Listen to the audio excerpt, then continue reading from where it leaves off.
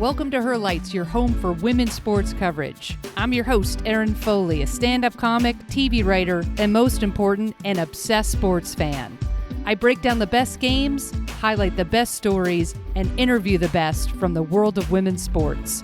So put on your jerseys, stretch out your hammies, and let's do this. Hey, it's Erin Foley, your host of Her Lights, back in the booth talking women's sports. I've missed all of you. I am back. Her Lights is back. I am so excited. It's been a couple months. It's been a journey. I think people say that. It's been a journey. I like that. I'm gonna say that to everybody. Hey, where have you been? You know what? It's been a journey. It's been a journey. I have been working on a really fantastic long-form U.S. Women's National Team 85ers, the first U.S. Women's National Team podcast series. So I've had to take a little bit of a step back from Her Lights to do that. I'll tell you more about that. That's going to come out in a couple months, but I'm still knee-deep in that project. But listen, I've missed everybody. I've missed talking about women's sports. I miss talking about, just all of it with my guests. So we're going to try a new format on Monday mornings. And if it's a holiday, it'll be Tuesday. Nobody panic. I'm going to do coverage. We're going to talk about the weekend. All kinds of stuff happened this weekend. We need to talk about it. And then I'm going to give you 3 or 4 games, matches upcoming that week. I know this isn't absolutely perfect English, but you know what? I don't have time to do a lot of editing. So we are going to throw it on the wall and see what sticks. So recapping of the weekend, and I'm going to give you a couple matches in the upcoming week for you to watch because, oh my God, it is so exciting. There is so much happening. I remember when I started this podcast in 1912 under a different name. It was called Sports Without Balls. You know, there would be some basketball and some tennis and some, U.S. Women's National Team here and there. And then the NWSL, started going, but it was so hard to watch. And I'm telling you, I prepped this podcast last night, of course, like 4 or 5 hours. I probably won't get to half of it, honest to God. And it's like I could literally do this every day for an hour, which is hopefully the dream at some point in my life. But there is so much going on. But here's what we got today, which is very exciting. Okay, we're obviously women's sports fans knee deep in the WNBA finals. So we're going to lean into the WNBA finals, but we also have some tennis. We have soccer. We've got a little bit of volleyball. I mean, actually you could do an hour on the volleyball. And then we're going to end with a super, just shout out to this amazing track and field event that's going on in New York City this weekend. And again, learning curve for me. So stay with me and we're going to dive in, but I am pumped right now. It is Monday morning, October 6th. Have I had already too much coffee? You're goddamn right I have. Am I buzzing with excitement for women's sports and cold brew, which is not beer? It is a concentrated iced coffee that rips the roof of your head open. So this podcast today is going to be sponsored by Blue Bottle Cold Brew. They don't know it yet, but I should reach out to them and they should give me cash because I love them. WNBA finals. Okay. Las Vegas Aces. That's not it. That's actually not the team. It's the Las Vegas Aces. Am I going to edit that out? No. The Aces have a 2-0 lead against the Phoenix Mercury. Now, going into this series, I think a lot of you, if you know me, Liberty, I'm a New Yorker. Liberty is my number 1 team. I've been out in LA now for about 15 years. The Sparks are my number 2 team. And then it's sort of like up for grabs. So I have a series now, Phoenix Mercury. Traditionally, I've never cheered for the Mercury unless Diana Taurasi, of course, I'm a huge Taurasi fan. So, dipped in and out of the Mercury with the Taurasi era. And Las Vegas Aces, oh my God. I think I cheered for them probably the first championship, but then they just kept beating my Liberty and, I appreciate them, but, not like a crazy Aces fan, although I do love Becky Hammond. But anyway, I digress. So going into these finals, I'm like, all right, who am I going to cheer for? And I thought, well, the Aces have already won it. They're super fun to watch, but they've already won it. And I kind of wanted Alyssa Thomas to win one. She's like a perennial, up for MVP pretty much every single season, has never won. She's got a feel-good backstory. She's 2 torn labrums in her shoulders. She can barely get her hand above her shoulder. The backcourt with Dewana Bonner, who she's engaged to. I love a good lesbian backcourt. Who doesn't? Although Bonner now has like five different positions. We'll get to that. Um, Sammy Whitcomb, feel good. I don't know, I think she's 56. She's been in the league for so long. Anyway, so I thought, I'm going to go with Phoenix. So let's jump into. So I thought, well, maybe Phoenix in seven. I just was like, let's do this. And now we're about to approach game three, and I'm like, is Phoenix going to win a game? That's how dominant Vegas looked in game two. But let's kind of weave in and out of game one and game two. Obviously, game one, I thought the first half of game one, which was Friday night, was some of the most beautiful basketball I've seen in a very long time. The WNBA, obviously, there is a ref scandal. There's so many, I don't know, airing out the dirty laundry. We'll get to some of that. I am team Fee on that tip. But it's been a hard season of getting like a sustained full game of really beautiful basketball. And I think women's basketball in particular is just absolutely a stunning, stunning game. I'm not comparing it to the men's, but the men's I've thought it's very individual based. It's very isolation. It's not a lot of defense. The scores are 180 to 182. And women's basketball is just, it's different. It's more fundamental. It's just a gorgeous game.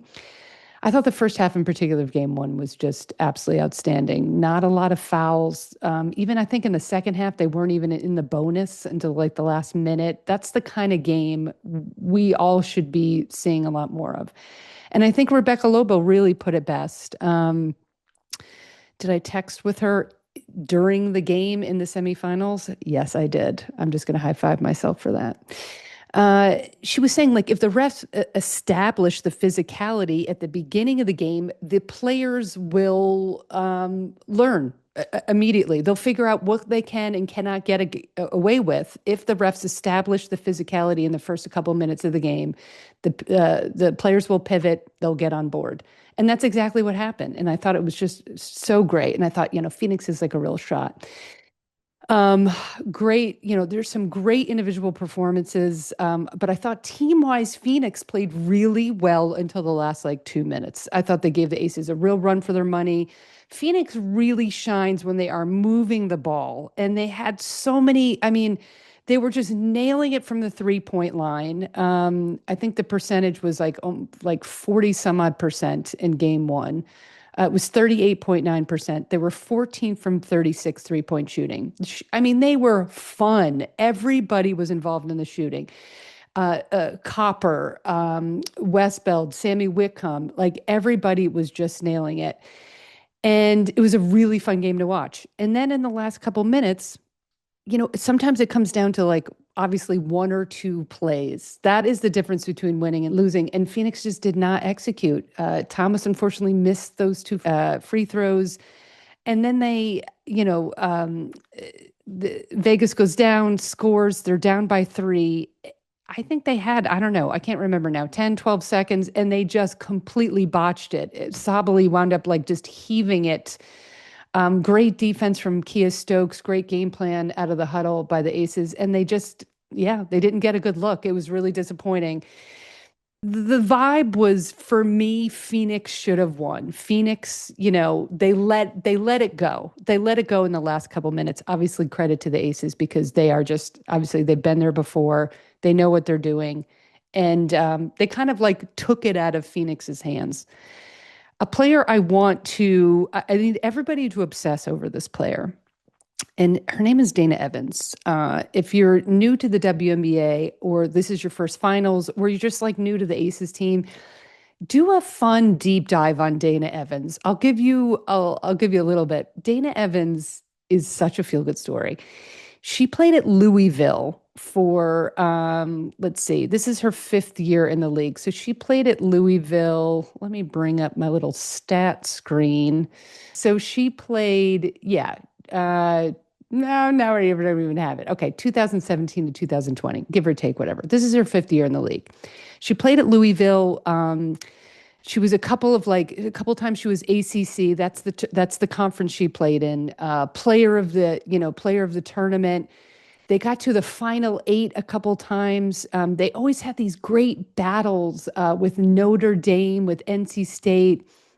Anyway, they never won, right? They never won in March Madness. But then she comes into the league. Okay, she gets drafted by Dallas in 2021 and then traded a couple months later to Chicago. Plays backup.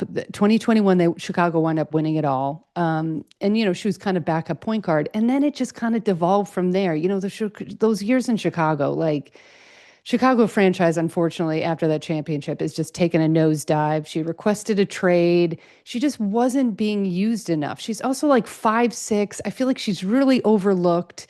And then Vegas, to their credit, in the off season, they pick up Dana Evans, right? And Dana Evans, like again, 5'6". I always think like completely overlooked. You've got Jackie Young not feeling great in game one. Dana Evans, so much fun to watch. She comes off the bench and scores 21 points. She was like, I'm just thinking like she's in it. Like, does she look around and being like, I just scored 21 points in game one of the WNBA finals.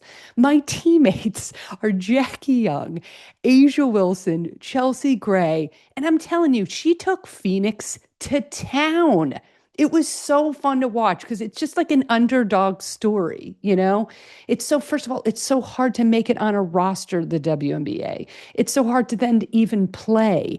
And then to play and make that big of a difference, have that big of an impact in game one of a finals. All right, I'm getting choked up. I am just so thrilled for her. I just love her. I think she's a little spark plug.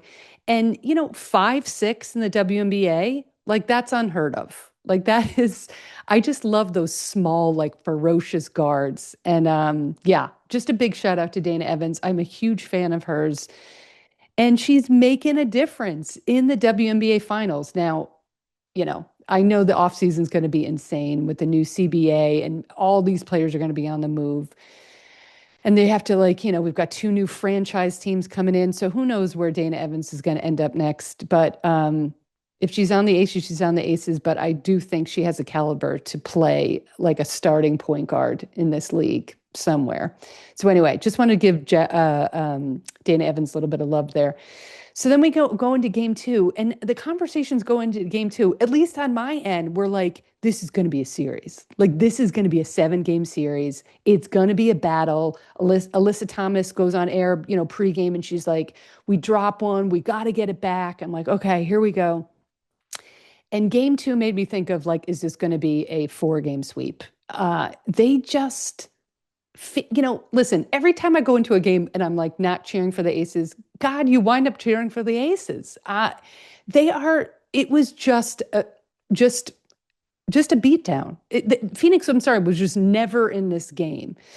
And when you break it down, you realize, I think just at the end of the day, again, you don't want to like simplify all of this stuff, but at the end of the day, the core group of the Vegas Aces are just better. They're just better. They just have more talent. Like the beauty of basketball, of watching Jackie Young, Chelsea Gray, and Asia Wilson. There's just not, I mean, that is a trio for the ages. That is a Hall of Fame trio. They're all going to be in the Hall of Fame. But I just took a second back and I was like, okay, I took a step back and I was like, you have to appreciate in real time how beautiful this team is and how fun they are to watch.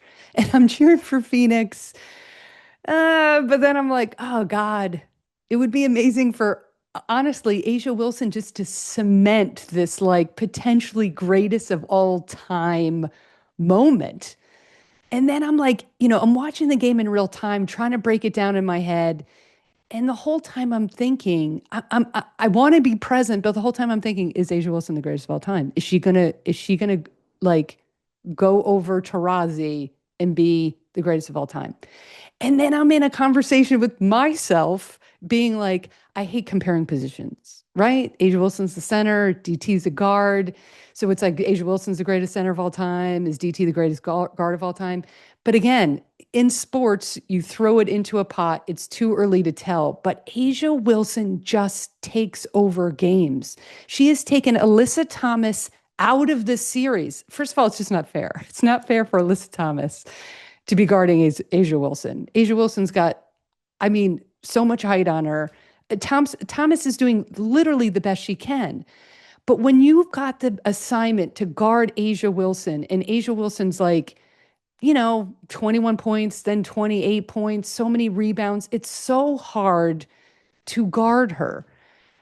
Thomas is so strong and she's doing the best she can, but then the fouls are adding up. And that's affecting Thomas now on offense. I felt a couple of times Thomas is like great when she's like weaving and bobbing through the lane, getting these layups, but then you weave and bob through the lane and then you see Asia Wilson and she's passing it back out. I think a couple times she could have been more aggressive and just going to the rim and seeing what happens. Obviously, Wilson is blocks shots every 2 seconds. But I think Phoenix overall is just missing that big. They're missing the big. They're missing, look what Boston, Aaliyah Boston, that battle of Boston Wilson was tremendous in the Indiana series. I think Phoenix is just a couple of players away.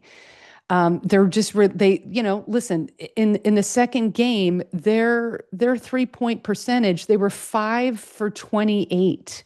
I mean, just brutal. They were living and dying by the three, and they died by the three. They couldn't get it. And of course, you feed off the energy of a three. It caused these really long rebounds. The Aces were about to, they grabbed the rebound and they were already practically under the basket.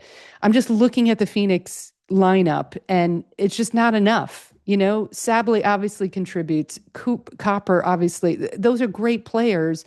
It just felt like this 3-person band, If Whitcomb and Westbeld off the bench are hitting three, they're really just not contributing pretty much anything other than that.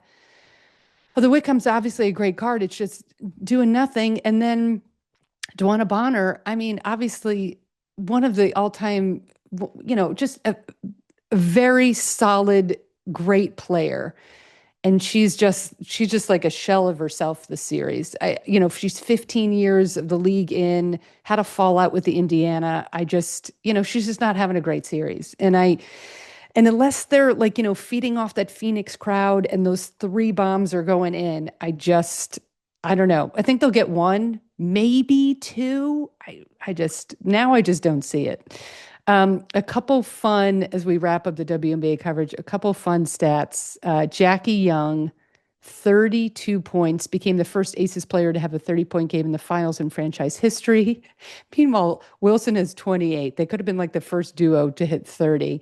A couple fun quotes from Becky Hammon, the coach. Jackie was just going. When she gets a couple to go down, it's really difficult for her to be defended well. She's a bad, bad girl. Okay, that makes me laugh. Another Hammond quote: "How do I describe the trio of Wilson, Young, and Gray? They are studs," Hammond said. "That is why the expectation is so high, because of those three. That's what makes this such a tough team." And that's it. That is it. I mean, really, that is just those three, when they get going, and Chelsea Gray had she was just on. It's just fun basketball. Then I just felt myself just cheering for the Aces.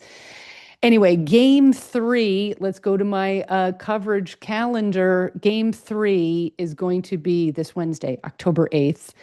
Game 4, Friday, October 10th. Game 5, if necessary, which I hope it will be necessary because I don't want the WNBA season to end, will be Sunday, October 5th. Those are your 3 WNBA games to watch this week. Okay, moving on. We're going to do a little tennis, volleyball, and track. Not so much of a deep dive, but I just want to point out a couple of things. The tennis season obviously is winding down. We've got 2 more WTA tournaments this year.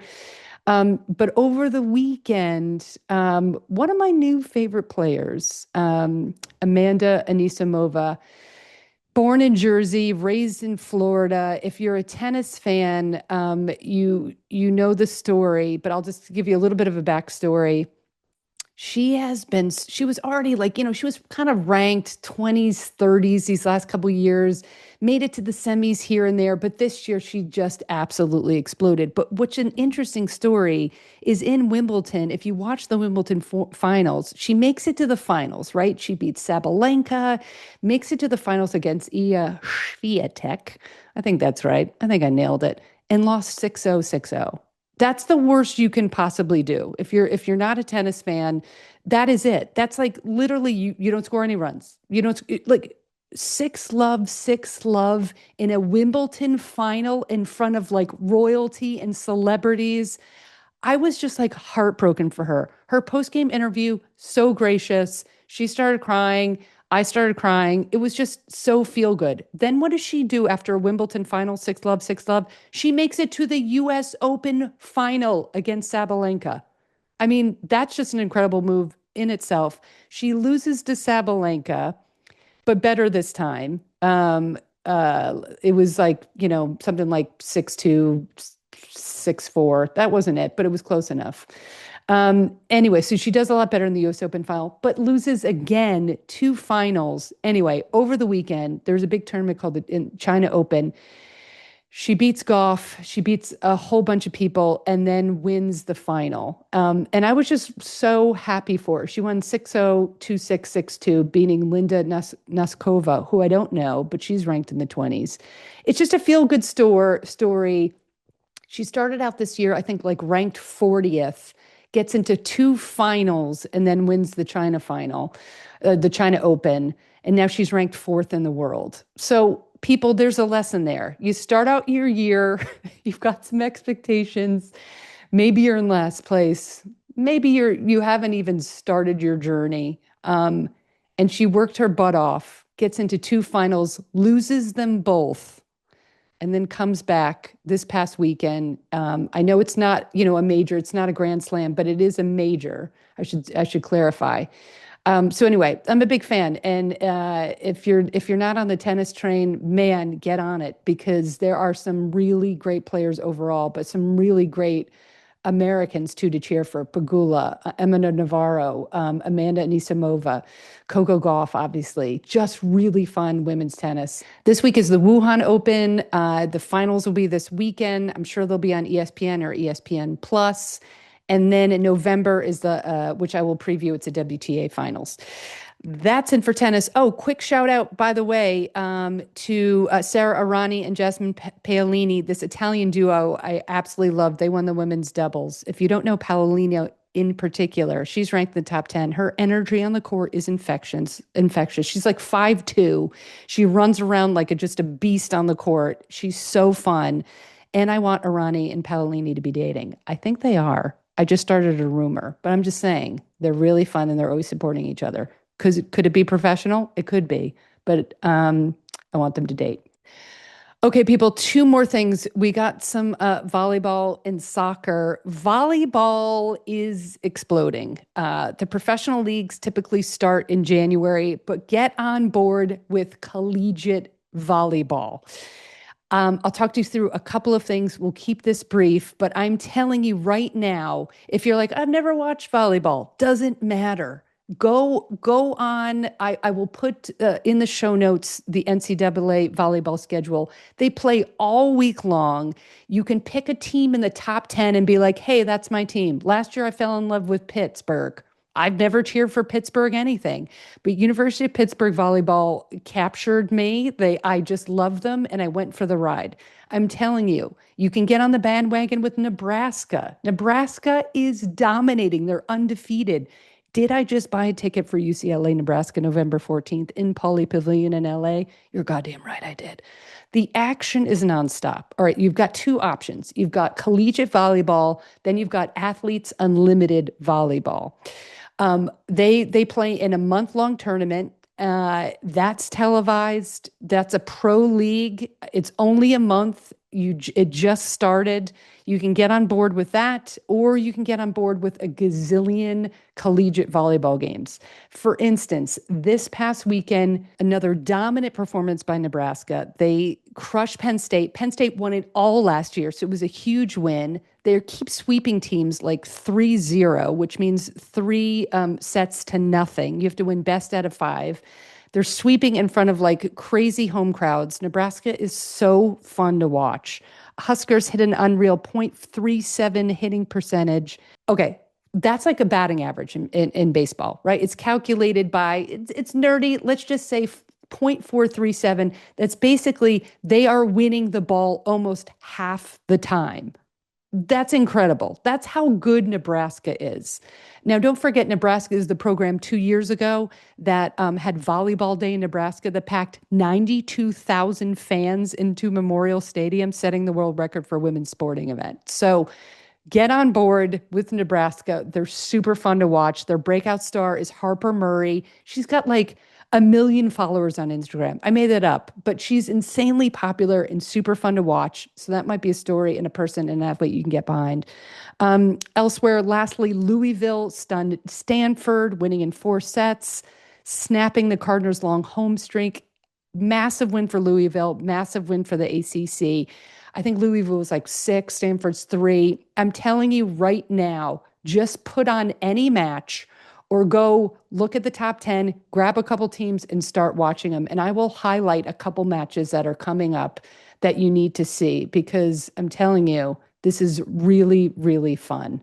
Okay, we're going to round it out with a little bit of soccer and a track event. We'll keep this short. NWSL. Just want to shout out to this season. We've got 3 weeks left of the season. Teams are heating up. Between the second place team or the third place team and the 8th place team, they're separated by like literally 1 or 2 games. So every single game counts. Every single game has got like a lot of stakes and it's going to be great soccer. Kansas City Current #1, leading the pack, far and away the best team. So much fun to watch. Here's a couple games you guys can look for. I said you guys, you can look for over the weekend. Friday, October 10th, Orlando is playing Portland. Orlando 6, Portland is 4. They're vying for playoffs. And then also on Saturday, October 11th, KC Current plays Gotham. Now Gotham's 3, KC Current is #1. Those are the 2 games I'm spotlighting this week coming up. Friday the 10th and Saturday the 11th, NWSL.com.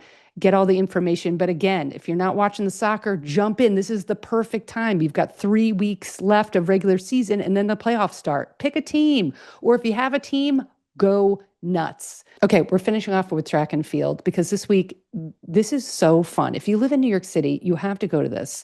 And if you don't, it's going to probably be on ESPN or YouTube, I'm sure. This is the Athlos Track and Field League that was started by Alexis Ohanian, Serena Williams' husband. It's a new track league just for women, right?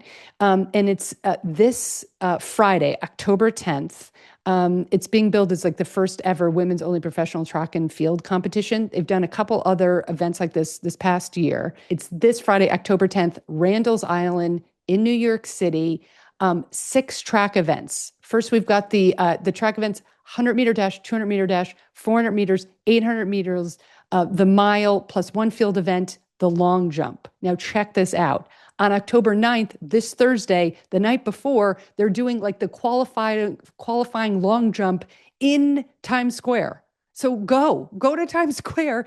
They're turning Times Square into like this amazing track event. Okay. It's just for the long jump. It's just qualifying for the long jump, but you're going to see the best long jumpers, some of the best long jumpers jump in Times Square. And then on Friday, you can see Friday night on Randall's Island, Sierra is going to be performing. It is going to be off the charts. So much fun. We're talking Tara Davis Woodhall. You probably saw her in the Olympics. Melissa Jefferson Wooden, Messiah Russell. I mean, top tier track and field. New York City, Friday, October 10th, Thursday, October 9th, the night before, long jump qualifiers in Times Square. That is our show. We made it. We did it. I'll be back on Thursday with special guest Emily Jo Roberts. She is a fantastic agent at Wasserman that reps female athletes and coaches. And we have this really interesting discussion about how NIL and revenue sharing is affecting collegiate athletics. She's super great. It was a really fun interview. So stick around this Thursday for that. And that's it. That's today's episode of Herlights. If you're loving the show, do me a huge favor. Wherever you listen, rate, review, and subscribe. It really helps me grow the podcast and get more people discovering how amazing women's sports are. leave a 5-star rating and drop a fun review. I'll pick my favorites and read them on air. Seriously, like that's all I want to do. And if you've got a story, an athlete, a game I should know about, shoot me an email at erin@herlights.com. I'd love to hear from you. Fans, friends, family, have the best week of your life.